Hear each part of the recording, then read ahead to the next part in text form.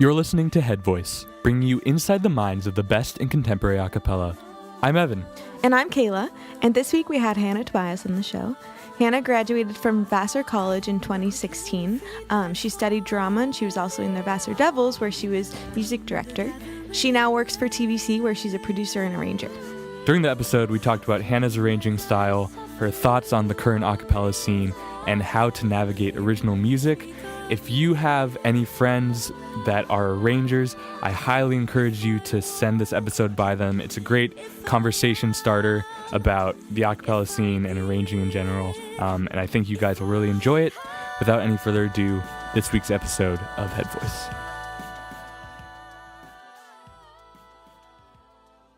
Hi, everyone. We're here with Hannah Tobias, and we're very excited to have her here today. So, Hannah, you graduated from Vassar College in 2016, and you studied drama while you were there. I was just curious to see how you got into acapella in the first place, because you started... How do I phrase it? How does anyone get into acapella? Who knows, honestly? Well, it was pretty simple, actually. I was bored, and there were auditions, and so I went. Not a particularly interesting story, except that the Devils, who I ultimately joined, were an interesting group when I first joined them before Matt Goldstein. They did a lot of like slow jazz, and it was great, but it was definitely like miles and miles different from what we became slowly. Then Matt joined the group, and I'm sure everybody has like funny audition stories, especially like after the fact, people who are judging, whether or not to take this person in the group. Yeah. And it's a running joke now because it's true that when Matt auditioned and we were like deciding whether or not to take him, I was like, I don't know, guys, you decide. Like, I don't really care either way. It's whatever. And so that's like, I think that's pretty funny. I'm sure you guys have like stories similar to that. Mm-hmm. That's pretty great.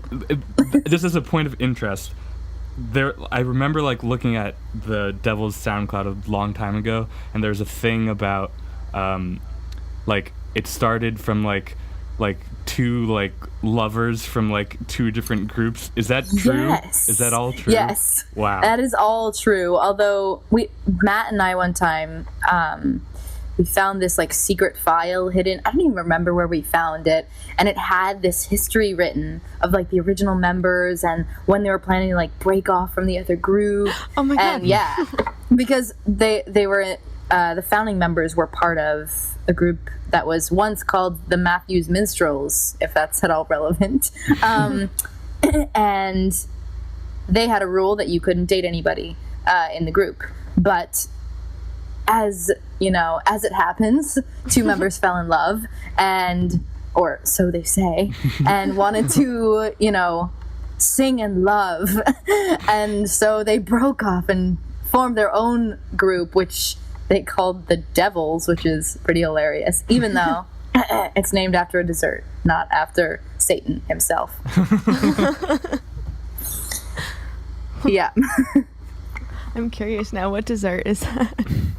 It's like, it's this brownie concoction where you have, I think there's marshmallow sauce like baked into the brownie, and then marshmallow sauce over the brownie, and then fudge sauce, and then ice cream, and then marshmallows. I think I'm getting that wrong, but it's something like that. So that lots of chocolate. Really good.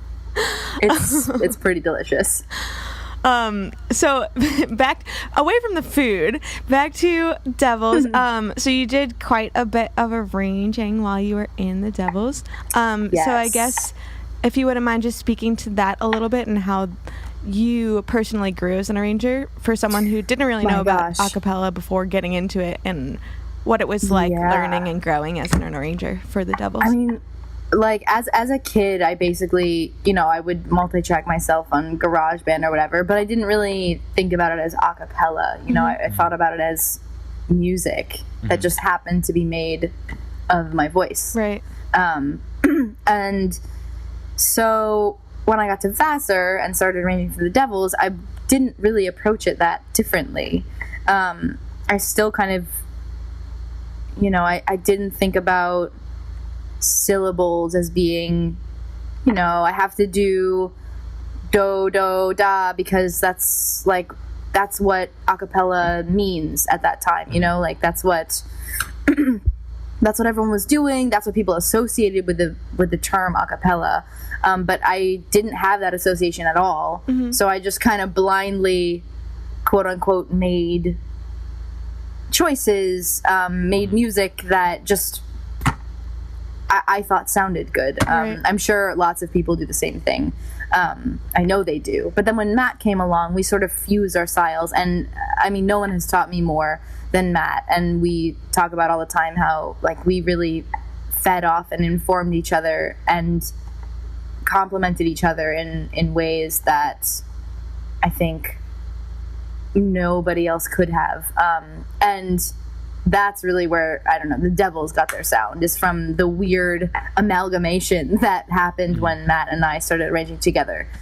At Next Level, when I was there, you had kind of did a little thing talking about arranging, and you'd mentioned that you kind of don't really go in with too hard, if any, theory things really in the onset and when you're structuring everything. So I was just wondering if you could talk about your process a little bit, because from what I was used to, at least personally, it was something very different and very interesting. So yeah, I think that sort of goes along with how at the beginning I didn't think about it as anything other than music, something that sounded beautiful to me and something that sounded emotional and evocative.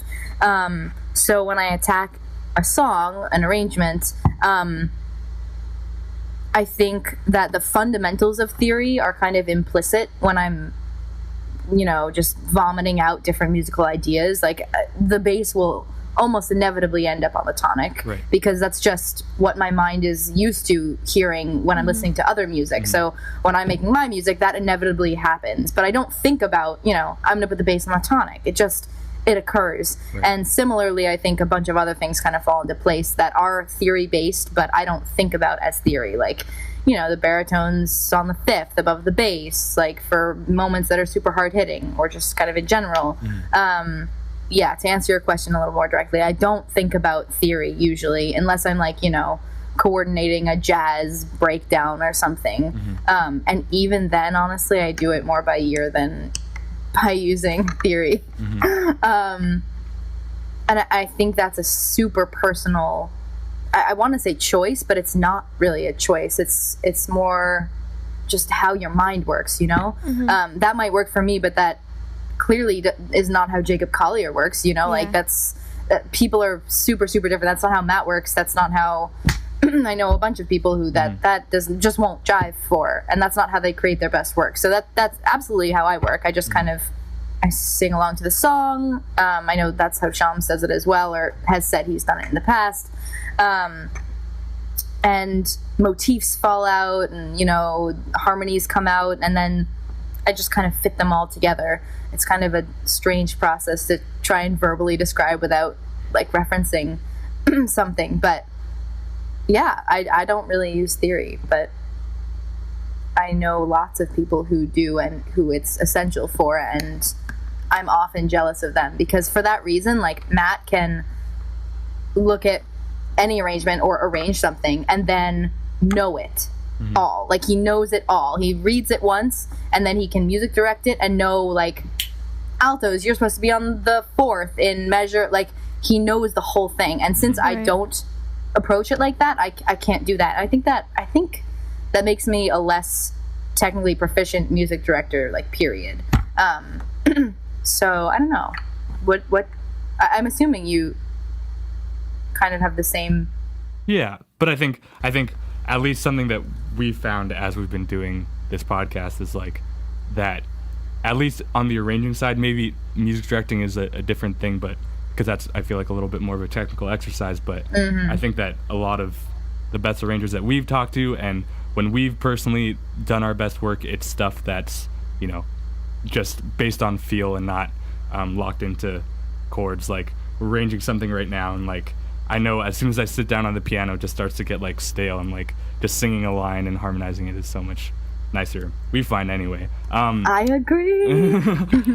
Definitely. I wanted to just ask one more thing related to that thing that you did in Next Level, because I thought it was such a poignant point, is you talked about kind of how you arranged specifically for the people when you were in the Devils. You arranged specifically for everybody in the Devils, like down to, you know, notating people's names for, you know, whatever, for a specific part. Yes. And I was just wondering if you could talk to that, because I know for me it's, you know, and I think for a lot of arrangers it's easy to just arrange for S, for A, for T and B, and not for, you know, Matt or Na or whoever it is that you're arranging totally for, so. Oh my gosh, you know their names. It's crazy. I mean, frick.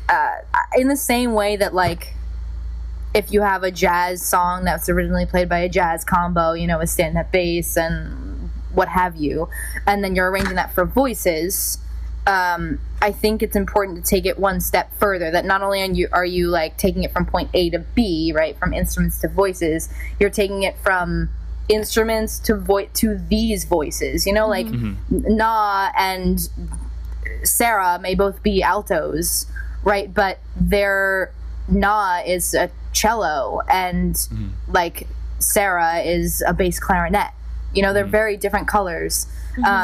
So I don't, if I have the information that makes me capable of dividing and arranging more specifically than just like, hey, Hannah, can you arrange this for 16 girls? Like, I always take that, and I always use that, because, you know, I wouldn't sit down and be okay with writing for, you know, 14 strings. I'd be like, okay, what strings? Like, tell me what strings.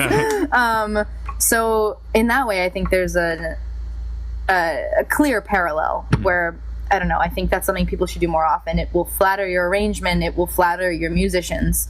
And I think as much as we can, we should ask for that information. And I typically, like, you know, when anybody commissions me to do an arrangement, I ask, I say, like, who among you has special skills or whatever you want to call it, you know, like, do you have a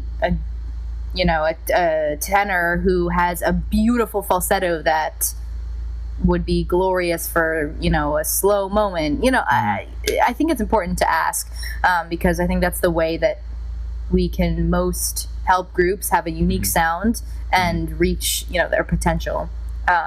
It's not fair to give a bassoon part to a trombone. Tell me if I'm talking out of school in any way, but I also, like, you kind of talked about how you play to your singer's strengths as much as you aren't trying to expose weaknesses. Yes. Yes, absolutely. So, like, if we have some, and I know this is like something that everybody comes into contact with, but nobody wants to say necessarily, except, you know, on the side in the back hallway to their assistant music director or whatever. But you have people who fucking suck at certain things, like, you just do. And, like, Jessie could think she's a soprano and refuse to sing anything else, but she sucks at singing soprano. So what do? You write her own soprano part, in quotations, and you keep her in the tenor line, singing with the tenors, until, if Jessie has, like, a phenomenal coloratura, then you give her, like, the final chorus, you flip her all the way up there. But until then, you bury her amidst the belting men, like you just do. It's true. I mean, if it obviously depends on what your group's goal is, right? If your group's goal is to make the best music you can, that's what I would recommend. If it's to make music and to sing with each other, and to be a family, then, my gosh, that's a totally different pursuit, and one that's just as valuable, but in a different way. So, yeah, I don't know, that's what I would say. We all know those people, let's be real. So during your time with the Devils, you were able to venture into original music land, which I think is such a fun thing for acapella music, and really, like, there's not much of it out there. So I have such strong feelings on this. Oh my goodness. So I guess speak to your strong feelings, and how do you feel about original music, and how, because you've written I Will Wait for the Devils, and you've also worked with Matt on Nothing, so you've had experience with originals. So what is your process? What are your feelings? What are your strong opinions on this? If an acapella group is going to commit to making great music, then they probably shouldn't do an original song that's amazing and try and do it better, because odds are they can't. Like, they just can't. Do you have a better soloist than Beyonce, and you're doing her song in the same way she did it, just with voices? It's never going to be better. I'm sorry, it's just not. Like, play any track alongside the original, with a handful of exceptions, because it does happen. It's not better. It's just not. And again, we come into like contact with like, how do we define objectively better? And that's definitely an interesting conversation, which I would love to have. But I don't know. And I think you guys should jump in and like jump down my throat at any point that you want to. Because I think this could get interesting. But I just think that we're past the point where we should, regurgitate stuff that's already happened. Like, if it's, again, if your goal is not to make the best music, then by all means, make your goal having a beautiful time and creating a memory for yourselves, or like you're singing Beyonce on this awesome track. That's great. If your goal is to be like lauded and like praised in the music community, then I don't think you should be recreating material in a lesser way than the original. I think that is valueless musically. And I'll say too, if I can interject, it's like, please. I think if like these are strong feelings which I love and we agree with a lot, but also it's like, I think the counter to that, which I think you're implying, is that if you're gonna do covers, like do a cover like that's original to your group and your sound, and do it in a better way, not like necessarily better than the artist, but or like different. Yeah. That's what I'm saying. I'm saying like the only things that I find have very little value, to put it less crassly than I have been, are the covers that are doing like the same tempo, the same groove, the same everything as the original, just with their singers and no instruments. I think that has very little value. I think if you're putting a new spin on a song, or if you're bringing something important and new to how people will derive meaning from that material, then phenomenal. That is not what I'm trying to target right now. What I'm trying to target are like the mass the mass appeal of just making a cover, just for the sake of like, we do that song.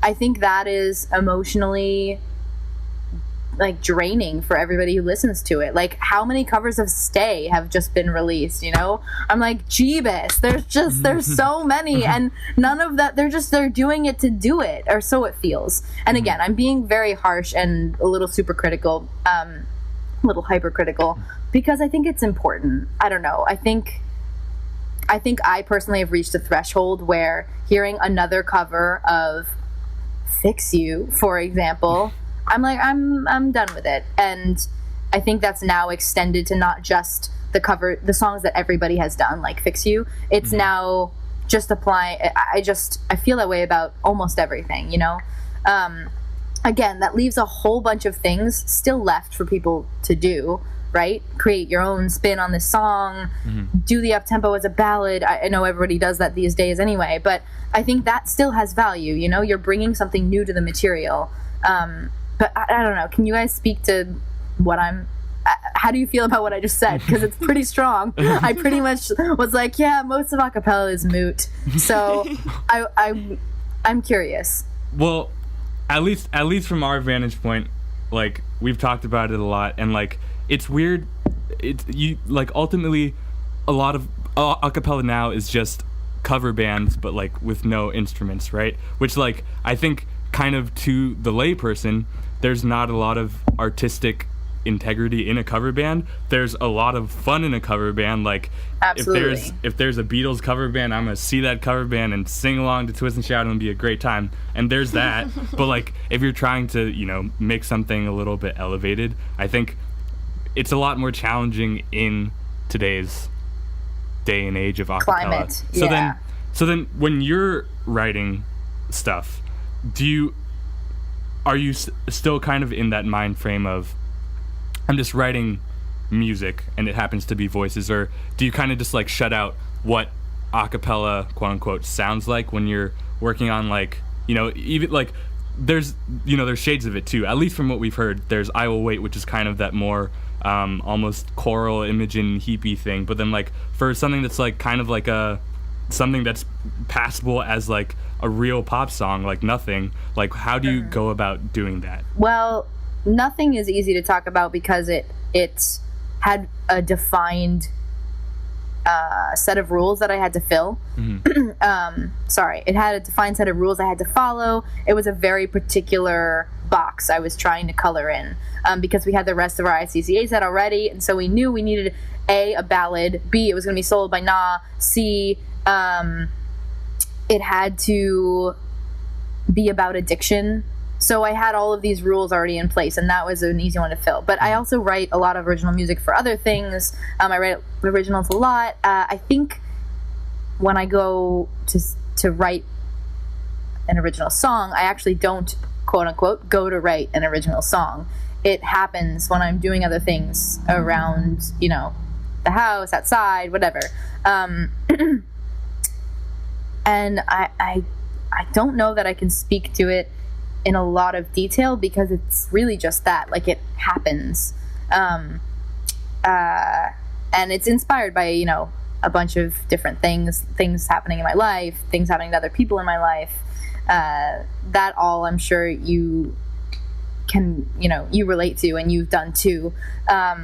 It's definitely, I think a lot of people, or I would imagine a lot of people, are fearful of even attempting to try to make original music if you're an a cappella group, just because it's not commonly done, and also you're so used to working off something that's already there and recreating that either exactly as it is or with your own spin on it. So if you have any advice from what you've done with these both songs, or just in general with making original music, how would you suggest people who aren't used to that method of starting with just vocals, what sort of advice would you give to them for a starting point and to get them like off on their feet? Absolutely, you can come at it from whatever angle you want and whatever angle you're most comfortable with for the first time. You know, like if you want to write it on piano and, you know, for piano and voice, and then arrange that piano and voice song like you would any other for voices, that's great. You know, you can totally attack it from whatever angle you want. I typically start with the melody and the lyrics, and then a motif. And then from there I build kind of on the structure of the song, and then I arrange it again like any other song. You know, you have to have an idea of what the harmonies are, of course, but from there, I mean, you're set, right? That's what you get from any other song. You have the melody and the emotion, and from there you arrange it. So that's the hardest part, right? Writing the melody and finding the right harmonies. But it's not that different from arranging any other song once you have the core material. The core material is harder to discuss. But it's also not out of anybody's reach at all. I find that things can come out pretty easily when you have, if you want to like clinically sit down and write a song, then I would recommend having an idea of what type of thing you want to create, right? So if I want to write a Cerebrella song, I'll compile a little playlist of like 8 songs that maybe I'll throw some like Ingrid Michaelson in there and like a Regina Spektor and like 6 Sarah Bareilles songs, and then I'll listen to that and just walk around until the feeling and the harmony and the taste of that type of music is just kind of in you, you know? Right. And then from there, after you're kind of like swimming in that feeling, you just, I mean, I personally put on a voice memo just like I'm doing now and just sing whatever comes to mind. That is something that I think can take a while to kind of let yourself do, because there are who said it at a next level as well, the editor in the room. You shouldn't have an editor in the room when you are creating original material, and it's hard to abolish your own editor, right? Because always there's that little voice in your mind that's like, that was bad, that's cliche, right, that's whatever, you know? And so it takes a while for, you know, to find out how to abolish your own personal editor for the period of time in which you're creating. And then after you're done, after you have some stuff, you can invite that editor back and take a new look at your material, revise, rewrite. All of that can come later. But I think the most difficult part is letting yourself go enough to create anything at all. If I may, I feel like just from, you know, hearing you talk and hearing the things that you make, and this may sound pretentious, but I feel like ultimately you're in pursuit of art that kind of comes from a collection, like from kind of all the influences that you have, right? Like you did theater and you have dance experience and you have experience writing original songs, and all those things kind of came together with the Devils. And for a lot of people, there's, you know, there's so many people who do acapella, at least from what I can tell. They're like, yeah, I play in this band and then I have this one mindset here, and then I do acapella, and then I go to this Genado part of my brain, and it's like, that doesn't, like, I feel like what you're getting after is kind of like bridging the two, not that there should be any Genados, but that you're kind of bringing the gap. So I guess I'm just interested as a artist, musician, whatever it is that you'd call yourself, like, what are your main influences that you draw from and pull from, or the ones right now, or anything? Absolutely. Well, I think it actually like brings up, I don't know if I talked about this in the next level, but have either of you like studied cog-sci at all? Cognitive science? So there's this theory of how the brain works, and it is a lot more complicated than what I'll distill it to in a second, but it's basically prediction action theory. Basically all the sensory inputs that you have ever come into contact with, that you have ever taken in, are paired with and generate a prediction. So let me try and tighten that little definition up. Basically, when you were really little and you're like reaching for your foot and you miss, your brain made a prediction that like your foot was going to be here, and then you made an action, right? And you had this stimuli in front of you that told you missed your foot, right? So now your brain recalibrates, and next time it is going to make a slightly different prediction, and your foot's going to maybe go into your hand, or maybe it'll take 3 or 4 times. But that is a lot about, that is, I think that's in everything we do. And I think that my macro philosophy on art kind of comes from that prediction action theory, as well as how I look at arranging in a micro way, on a micro level. So basically, in a macro way, everything I've ever done, everything you've ever done, everything anyone has ever done is going to influence how they do any number of tiny tasks, right? Like, to actually apply this to arranging, basically, if you have your standard pop song, let's talk about like frickin' Zed, okay? Zed is amazing at this, or Lido, I don't know how you want to pronounce it. Do you know them, by the way? You know Zed, obviously, because you know Stay and all that. And if you don't know Lido, you should totally look him up. He's amazing. Basically, they take these pop songs and they totally change it up on you. And they do that by subverting your your expectations. So they're like, you expect this to hit on 1? Just kidding, it's gonna hit on the and of 2. And then your mind is blown and you're like, this is such a groove, right? This is such a jam. It's little things like that in an arrangement. So this is on the micro level now, that make something new and astonishing and something you want to listen to over and over again, right? Because it surprises you. It's not where you think it's going to be, but it's still weirdly satisfying, right? It's not totally off the grid. It's just a little bit different than what you were expecting, and that makes it something coveted, something rare, something precious, you know? So those two artists are great examples of that. Lido's remix of Latch is amazing. You should look it up. It's a perfect example of what I'm talking about on a micro level. So that's something that I try and use in my arrangements everywhere, and something I think about all the time is subverting and satisfying expectation, right? So either I'm going to over satisfy your expectation. If you think it's going to hit on 1, like you have that slow build up like every pop song does, okay, then I've got to either A, do something so weird that you don't expect is coming, or B, do something that you expect, but do it like 50 million times more, right? So in some way, I have to be surprising you. Otherwise, like, you know what's coming, it's going to happen, and you're going to be bored, right? Right.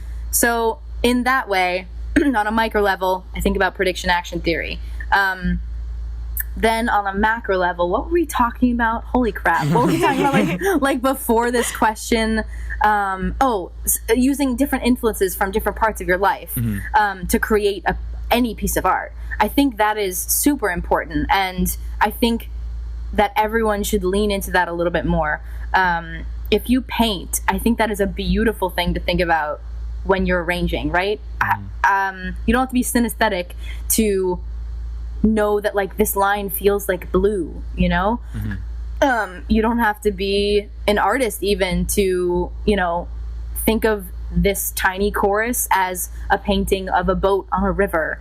And I think that really unique art can happen if you look for inspiration not in the medium that you're creating, you know? So in that way, like, frick, you know, martial artists make the downbeat hit like an uppercut. Like, I'm serious. Yeah. Like, I think anything you do, if you're a mathematician, like, make that polyrhythm just the coolest Fibonacci, like, sequence inspired bullshit that I think that people need to do that more. I think we do get stuck, and that's half the problem, that we're regurgitating material that's already happened, is because we're trying to fit inside the box of the original song or the box of acapella. I think that's something that people should strive to break, and I'm totally guilty of it too. We all are, but I think that's definitely something we should all push to bend and adjust. Totally.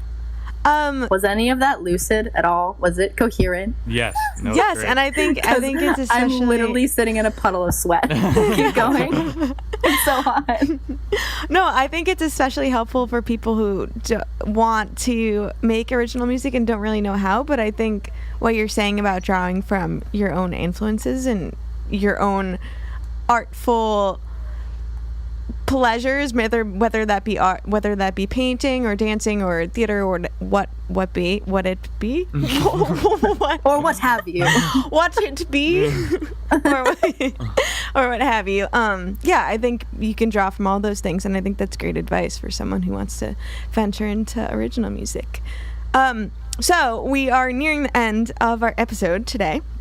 So the question that we like to ask all our guests is, what sort of trends you see in acapella that you're excited by and you think are moving acapella forward? And then the second question is, what's on the agenda for you specifically? What are you working on? Well, on the first, I will definitely comment that I've seen more awesome originals than before, right? Is it SoCal Vocals who just won a Cara for Feel So Bad? You know what I'm talking about? Feel so bad for I think you. so. Yeah. It's so good. Oh, It's I didn't so even realize that was freaking good. So, Yeah, that's freaking original. That's what I'm talking about. It's amazing.